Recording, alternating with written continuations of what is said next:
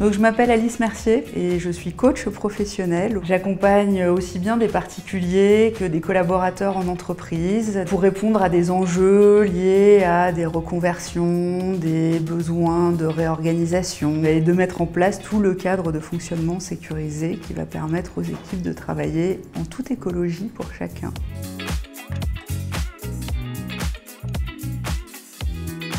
J'accompagne une entrepreneuse. Elle avait besoin de travailler sur comment contribuer à développer son business et comment créer sa posture face à ses clients.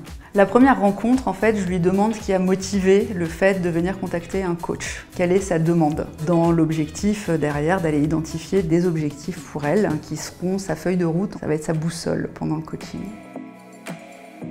La première séance, ça va être vraiment une séance de cadrage où je vais rentrer dans le détail de la démarche et vraiment aller lui faire exprimer sa demande et ses objectifs associés et les indicateurs qui lui permettront de dire que les objectifs seront atteints à la fin du coaching. Il y a 3 choses importantes dans le cadre. La confidentialité, arrêter de se juger soi-même, arrêter de juger les autres et puis oser se dire les choses.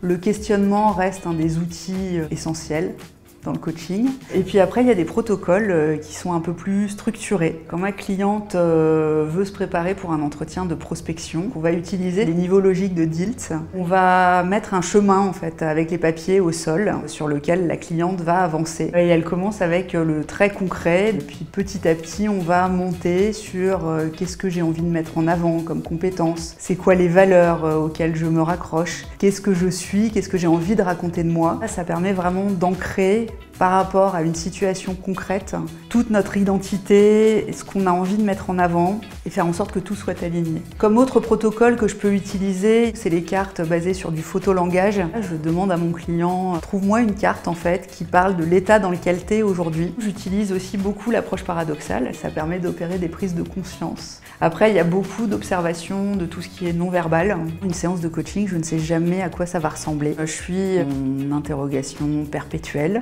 Entre chaque séance, déjà, moi, je me fais un débrief de ce qui s'est passé, est-ce qu'il y a eu un déclic chez ma cliente, qu'est-ce que j'aurais pu faire différemment, et quelles sont les pistes que je peux aller chercher à explorer avec elle.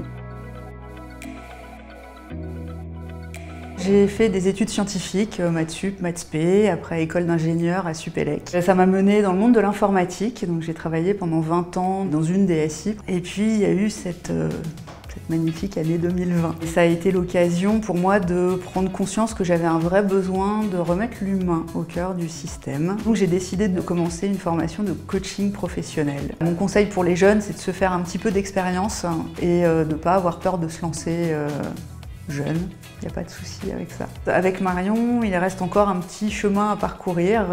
Je ne doute pas que ce sera des grandes enjambées encore pour elle. Et ça aurait été un très bel accompagnement de mon point de vue, je crois du sien aussi.